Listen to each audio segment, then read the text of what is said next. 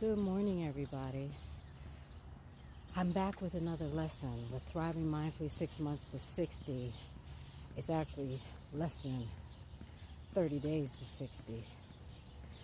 This one is define wealth on your own terms. Why? Well, let me tell you a little short story about yours truly. So 3 months ago, my financial advisor gave me a budget to complete. It's got a couple different columns, and they all revolve around how I see wealth. It includes the normal expenses, income, wants, needs, desires, and I haven't been able to complete it. It's not that I haven't had the time, it's not that I don't have the information, the wherewithal. I just haven't been able to complete it. And there's been a block. And that block is rooted in my judgments and criticisms and shame from my inner critic, my shadow self. And those judgments, that criticism and that shame revolves around stories that my inner critic has told me during some really intense growth opportunity times with underemployment, unemployment, getting into debt, and choices that I've made that landed me in some of those places.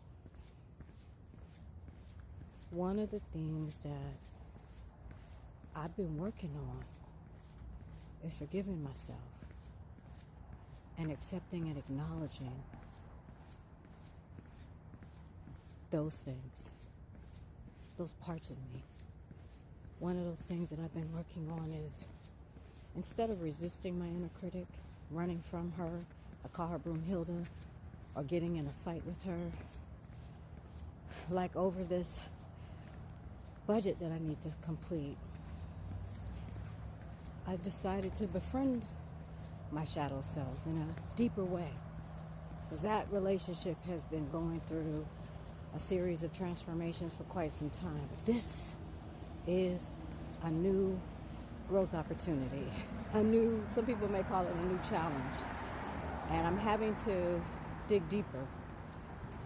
And one of the things that I'm doing in digging deeper is looking at my own definition of wealth, not society's, not the one that I breathed in from the first time I recognized the value of money and started working as a paper route girl for the Washington Post back in the 70s and the Washington Star, if you were around. I had two paper routes. Those are my first times actually making what I thought at that time a significant amount of monthly income, about 100 to 115 a month. Not bad, right? And I really haven't taken the time to define wealth. It's based, what I've done in the past has been based on capitalism. And for me, capitalism is rooted in white supremacy and patriarchy and oppression.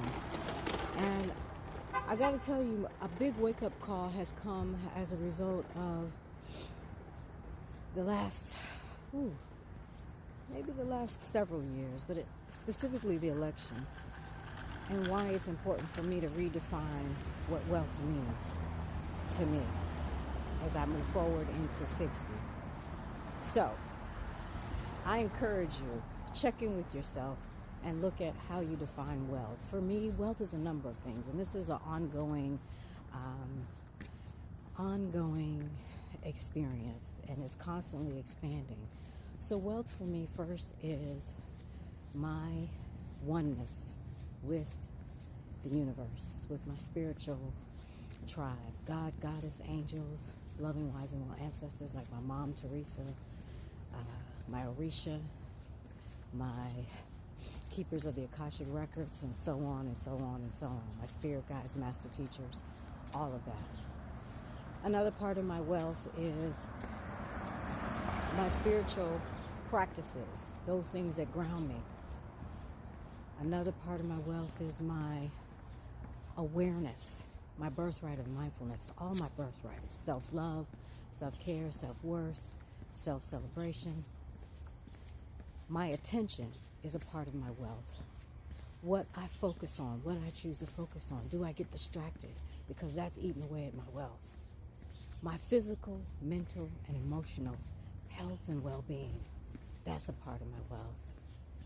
My financial health, that's a part of my wealth. My community and relationships in the communities, family, friends, creative folks, spiritual folks that I'm connected to, neighbors. Those are things that are wealth for me. The experiences that I get to have, whether I'm local, national, or international. Another is the impact that I get to make with my gifts as a artist, an author, a Thriving Mindfully coach, a human design doula, a sound healer, a Reiki master practitioner, a yoga teacher, a digital communications professional, a spoken word artist, and so forth and so on. So those are just some examples of how I define wealth. And when I look at my definition of wealth, I have some different assets on my balance sheet now. And I have a wellspring, a wealth wellspring that I can tap into as a reminder of how valuable I am, have been, and will be. And so I'm using my new definition of wealth as it evolves to move forward on that form that I will be submitting in the next day to my financial advisor.